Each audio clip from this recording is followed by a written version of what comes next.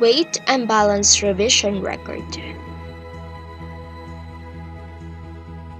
Aircraft manufacturers use different formats for their weight and balance data, but Figure 5-2 is typical of a weight and balance revision record. All weight and balance records should be kept with the other aircraft records. Each revision record should be identified by the date, the aircraft make, model, and serial number. The pages should be signed by the person making the revision, and his or her certificate type and number must be included. The computations of a weight and balance revision are included on a weight and balance revision form.